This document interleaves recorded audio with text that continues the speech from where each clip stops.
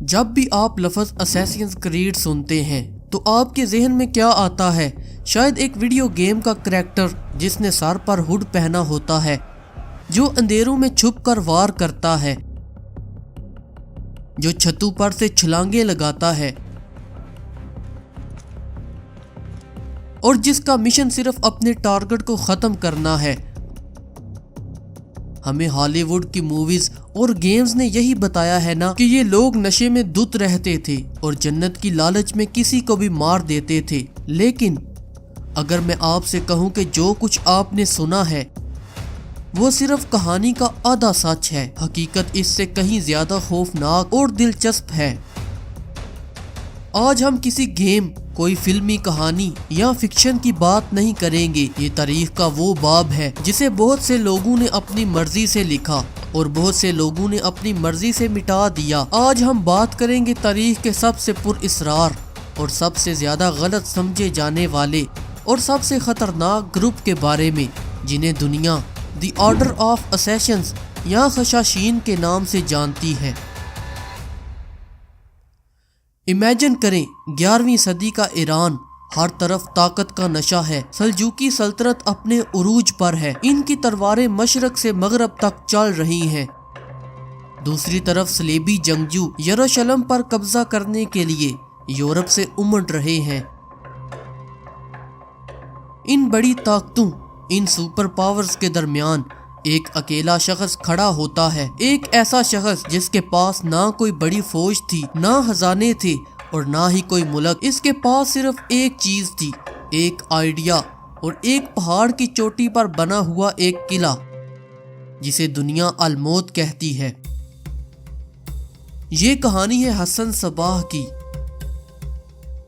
وہ شخص جس نے تنے تنہا اس وقت کی سب سے بڑی سلطنتوں کو ہلا کر رکھ دیا، جس نے کمزور اور طاقتور کے درمیان جنگ کا ایک ایسا کانسیپٹ دنیا کو دیا جو آج بھی جدید خفیہ اداروں اور گوریلا جنگ کا اہم حصہ ہے۔ کیا واقعی وہ لوگ نشے کے عادی تھے؟ کیا واقعی حسن صباح کے پاس کوئی جنت کا باغ تھا جہاں وہ اپنے ساتھیوں کو نشہ دے کر لے جاتا تھا، یا پھر یہ سب کہانیاں یورپی سیاحوں، خاص طور پر مارکو پولو کی پھیلائی ہوئی افواہیں تھیں؟ اس کہانی کو سمجھنے کے لیے ہمیں سب سے پہلے اس وقت کی ورلڈ وار کو سمجھنا ہوگا۔ یہ 11ویں صدی کا آخر ہے۔ مسلم دنیا دو بڑی طاقتوں میں تقسیم ہے۔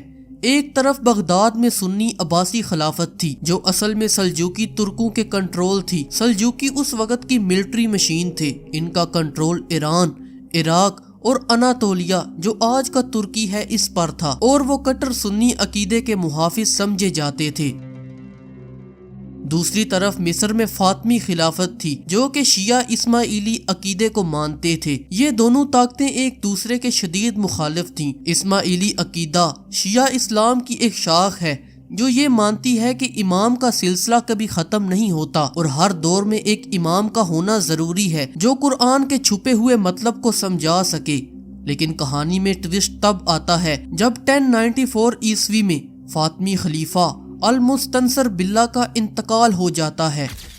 یہ وہ لمحہ تھا جس نے اسماعیلی دنیا کو دو حصوں میں تقسیم کر دیا۔ اصولی طور پر خلافت ان کے بڑے بیٹے نزار کو ملنی چاہیے تھی کیونکہ خلیفہ نے انہیں خود اپنا وارث بنایا تھا، لیکن سیاست بڑی ظالم چیز ہے۔ مصر کے طاقتور وزیر الافضل شہنشاہ نے محل میں سازش کی اور نزار کی جگہ ان کے چھوٹے بیٹے المستعلی کو تخت پر بٹھا دیا کیونکہ چھوٹا بھائی ان کے کنٹرول میں رہ سکتا تھا۔ نزار نے اس کے خلاف بغاوت کی لیکن وہ ناکام رہا اور اسے قتل کر دیا گیا۔ یہاں سے اسماعیلی کمیونٹی دو گروپس میں بٹ گئی، مستعلی جنہوں نے مصر کے نئے خلیفہ کو مان لیا، اور دوسری تھی نزاری، وہ لوگ جو نزار کو ہی جائز امام یعنی کہ خلیفہ مانتے تھے اور جنہوں نے مصر کی حکومت کو ماننے سے انکار کر دیا۔ یہ گروپ ایران اور شام میں زیادہ مضبوط تھا اور یہیں سے ہمارے کہانی کے مین کریکٹر کی انٹری ہوتی ہے، حسن صباح۔ حسن صباح کوئی عام جنگجو نہیں تھے، وہ ایک انتہائی ذہین، پڑھے لکھے اور فلاسفر قسم کے انسان تھے۔ ان کی پیدائش 1050 عیسوی کے آس پاس ایران کے شہر قم میں ہوئی۔ وہ ایک اثنا عشری گھرانے سے تعلق رکھتے تھے، لیکن جوانی میں رے شہر میں ان کی ملاقات ایک اسماعیلی مبلغ سے ہوئی جس سے متاثر ہو کر انہوں نے اسماعیلی عقیدہ قبول کر لیا۔ حسن صباح کا دماغ اتنا تیز تھا کہ انہیں مزید تعلیم اور ٹریننگ کے لیے اسماعیلیوں کے مرکز کائرو بھیجا گیا اور وہاں تقریباً 3 سال تک رہے، لیکن وہاں انہوں نے دیکھا کہ فاطمی خلافت اب کرپشن کا شکار ہو چکی ہے۔ حسن صباح کیونکہ نظار کے حمایتی تھے، اس لیے وہاں کے وزیر کے ساتھ ان کا ٹکراؤ ہو گیا اور اس کے بعد انہیں مصر سے نکال دیا گیا۔ مصر سے واپسی پر حسن صباح کے پاس ایک واضح ویژن تھا۔ انہیں احساس ہو گیا تھا کہ اب فاطمی خلافت اسماعیلیوں کے حقوق کا تحفظ نہیں کر سکتی۔ انہیں ایران میں، جہاں سلجوکیوں کا سخت کنٹرول تھا، اسماعیلیوں کے لیے ایک الگ خود مختار ریاست بنانی تھی، لیکن کیسے؟ ان کے پاس فوج نہیں تھی، پیسہ نہیں تھا اور دشمن ہر جگہ موجود تھا۔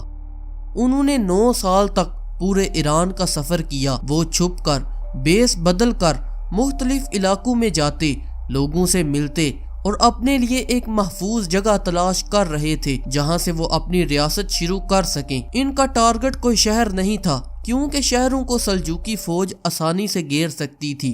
ان کا ٹارگٹ پہاڑ تھے۔ وہ ایک ایسی جگہ چاہتے تھے جو قدرتی طور پر محفوظ ہو، اور پھر ان کی نظر پڑی الموت پر۔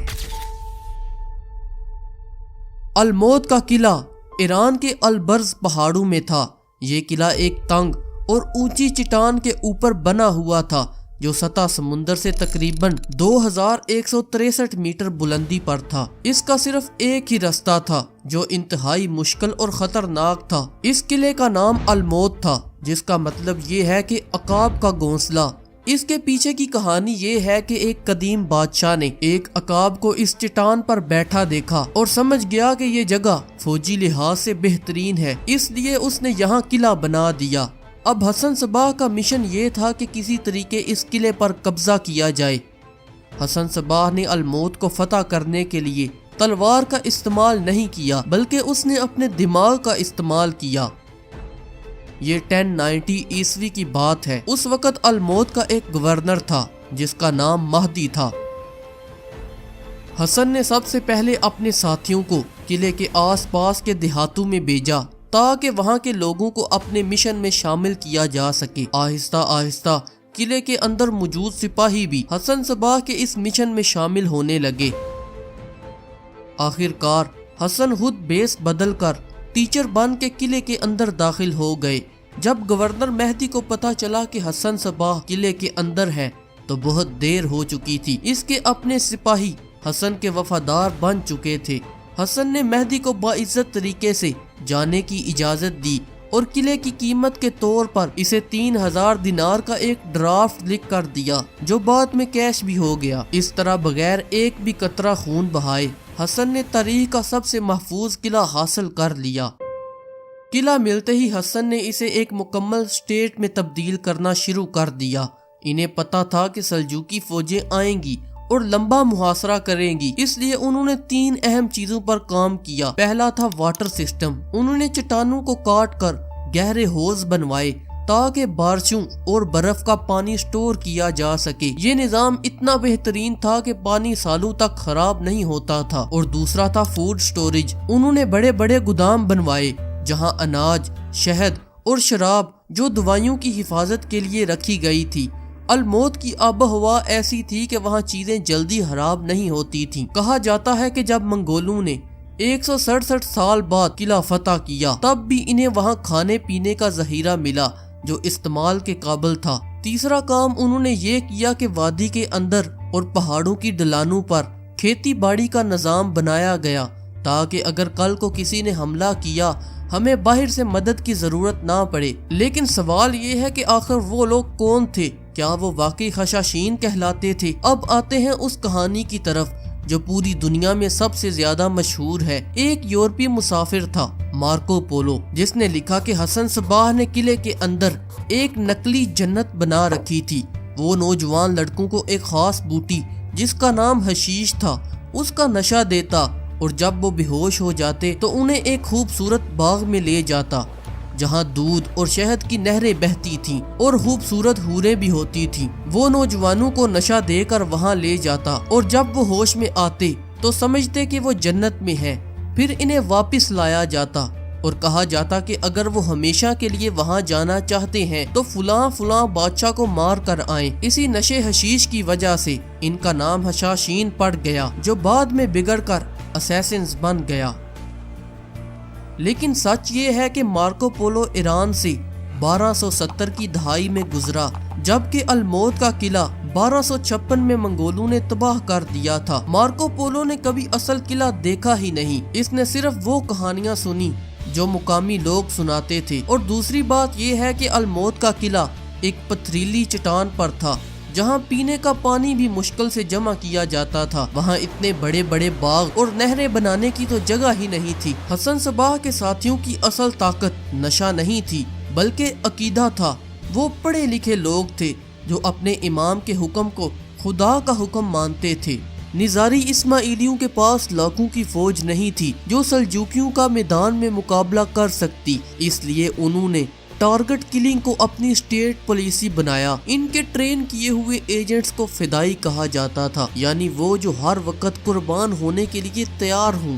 یہ لوگ تیر کمان یا زہر کا استعمال نہیں کرتے تھے کیونکہ اس میں دشمن کے بچنے کے زیادہ چانس ہوتے تھے۔ یہ صرف خنجر کا استعمال کرتے تھے تاکہ کام پکا ہو، اور سب سے بڑی بات، یہ اپنے دشمن کو اندھیرے یا تنہائی میں نہیں مارتے تھے بلکہ بھری مسجدوں، بازاروں اور شاہی درباروں میں مارتے تھے تاکہ دہشت پھیلائی جا سکے۔ پیغام صاف تھا، تم کہیں بھی محفوظ نہیں ہو، چاہے تمہارے گرد کتنے ہی پہرے دار کیوں نہ ہوں۔ ایک فدائی کبھی کبھی مہینوں یا سالوں تک اپنے ٹارگٹ کے گھر میں ملازم، گھڑ سوار یا باورچی بن کر کام کرتا تھا۔ وہ اس لمحے کا انتظار کرتا جب اسے آرڈر ملتا اور وہ اپنا کام کر دیتا۔ حسن صباح کا سب سے بڑا دشمن سلجوکی سلطنت کا طاقتور ترین وزیر نظام الملک تھا۔ یہ وہی نظام الملک تھے جو نظامیہ کالج کے بانی تھے اور جنہوں نے اسماعیلیوں کے خلاف سخت پالیسیاں بنائی تھیں۔ 1092 عیسوی میں ایک فدائی نے صوفی کے بیس میں نظام الملک کے پاس جا کر انہیں خنجر سے ہلاک کر دیا۔ یہ دنیا کا پہلا ہائی پروفائل اسیسینیشن سمجھا جاتا ہے جس نے پوری سلطنت کو ہلا کر رکھ دیا۔ اس کے فوراً بعد سلجوکی سلطان ملک شاہ بھی پر اسرار طریقے پر مارا گیا اور سلطنت خانہ جنگی کا شکار ہو گئی، جس سے اسماعیلیوں کو مزید مضبوط ہونے کا موقع ملا۔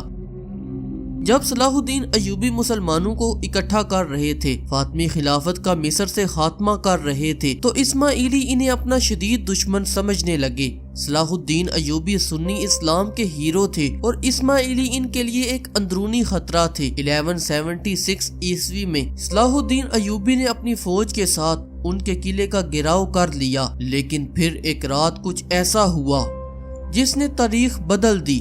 سلطان اپنے خیمے میں گہری نیند سو رہے تھے۔ ان کے خیمے کے باہر سخت پہرا تھا، لیکن جب وہ صبح اٹھے تو وہ دیکھ کر سن رہ گئے کہ ان کے تکیے کے پاس ان کے سر کے بالکل ساتھ ایک خنجر گڑا ہوا تھا، اور اس خنجر کے ساتھ ایک خط بھی تھا جس پر لکھا ہوا تھا کہ اگر ہم سوتے ہوئے تمہارے سر کے پاس خنجر رکھ سکتے ہیں تو ہم تمہاری گردن بھی کاٹ سکتے ہیں۔ اس واقعے نے صلاح الدین ایوبی کو بھی ہلا کر رکھ دیا۔ وہ سمجھ گئے کہ ان کے اپنے ذاتی محافظوں میں بھی اسیسنز موجود ہو سکتے ہیں۔ اس کے بعد سلطان نے عقل مندی کا مظاہرہ کیا اور ان دونوں کے درمیان ایک خاموش معاہدہ ہو گیا کہ وہ ایک دوسرے پر حملہ نہیں کریں گے۔ اسیسنز کا رویہ سلیبیوں کے ساتھ بھی دلچسپ تھا۔ کبھی وہ سلیبیوں کے خلاف مسلمانوں کا ساتھ دیتے، کبھی وہ اپنی سیاسی مفاد کے لیے سلیبیوں کے ساتھ مل جاتے۔ 1192 میں انہوں نے یروشلم کے ہونے والے بادشاہ کو قتل کیا۔ 2 فدائیوں نے عیسائی راہبوں کا بیس بدلا اور اس ہونے والے بادشاہ کا اعتماد حاصل کیا اور موقع ملتے ہی اسے قتل کر دیا۔ یہ قتل اتنا بڑا تھا کہ اس نے تیسری سلیبی جنگ کی سیاست ہی بدل دی۔ یہ ایک بہت بڑی غلط فہمی ہے کہ الموت صرف قاتلوں کا اڈا تھا، لیکن حقیقت یہ ہے کہ یہ علم اور تعلیم کا ایک مرکز تھا۔ حسن صباح نے وہاں ایک عظیم و شان لائبریری بنائی تھی جس میں فلکیات، ریاضی، فلسفہ اور مذہب کی نایاب کتابیں رکھی ہوئی تھی۔ جب منگولوں کے حملے کی وجہ سے باقی دنیا میں تباہی مچی ہوئی تھی تو بہت سے سکالرز نے الموت میں پناہ لی، اور ان میں سب سے مشہور نام نصیر الدین توسی ہے جو اپنے وقت کے بہت بڑے سائنسدان تھے۔ انہوں نے الموت میں رہ کر اپنی کئی مشہور کتابیں بھی لکھی۔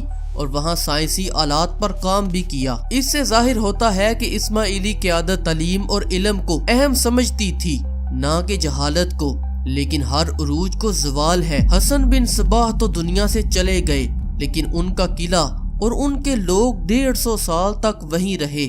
بڑے بڑے بادشاہ ان کا کچھ نہ بگاڑ سکے۔ اسماعیلی ریاست کا زوال مشرق سے آنے والے طوفان یعنی منگولوں کی شکل میں آیا۔ 1250 کی دہائی میں چنگیز خان کے پوتے ہلاکو خان نے ایران کا رخ کیا۔ منگولوں کا طریقہ بالکل الگ تھا۔ وہ خنجر سے نہیں ڈرتے تھے اور نہ ہی دھمکیوں سے۔ ان کے پاس قلعے توڑنے والی بڑی بڑی مشینیں تھیں، اور اس وقت الموت کے امام رکن الدین خورشاہ تھے۔ وہ جانتے تھے کہ منگولوں کا مقابلہ کرنا ممکن نہیں۔ منگولوں نے کہا کہ تمام قلعے تباہ کر دیے جائیں۔ 1256 میں ہلاکو خان اپنی لاکھوں کی فوج لے کر الموت کے پہاڑ کے نیچے پہنچ گیا۔ اس وقت وہاں کے لیڈر کو سمجھ آ گئی کہ اب مقابلہ کرنا ممکن نہیں، اگر لڑے تو سب مارے جائیں گے۔ پھر تاریخ میں پہلی بار وہ قلعہ جسے کوئی فتح نہیں کر سکا تھا، اسماعیلیوں نے ہتھیار ڈال دیے۔ منگولوں نے قلعے کو تباہ کرنے کا حکم دیا۔ الموت کی دیواریں اتنی مضبوط تھیں کہ انہیں توڑنے میں منگول فوج کو شدید مشکل پیش آئی۔ منگولوں کا ایک مورخ لکھتا ہے کہ انہیں قلعے کو جلانا پڑا۔ اس نے وہاں کی مشہور لائبریری دیکھی۔ اس نے اپنی پسند کی سائنسی کتابیں اور قرآن کے نسخے الگ کیے اور باقی تمام اسماعیلی کتابیں اور تاریخ کی کتابیں جلا دیں۔ اس آگ نے قلعے کے ساتھ ساتھ اسماعیلیوں کی اپنی کتابیں بھی ختم کر دیں۔ آج ہمارے پاس ان کے بارے میں جو بھی معلومات ہے وہ زیادہ تر ان کے دشمنوں کی لکھی ہوئی ہیں۔ رکن الدین خورشاہ کو بعد میں منگولیا لے جاتے ہوئے رستے میں قتل کر دیا گیا اور ہزاروں اسماعیلیوں کا قتل عام کیا گیا۔ بظاہر ایسا لگا کہ اسیسنز کا نام و نشان مٹا دیا گیا ہے، لیکن کہانی یہاں ختم نہیں ہوتی۔ ریاست ختم ہو گئی، قلعے ٹوٹ گئے، لیکن کمیونٹی زندہ رہی۔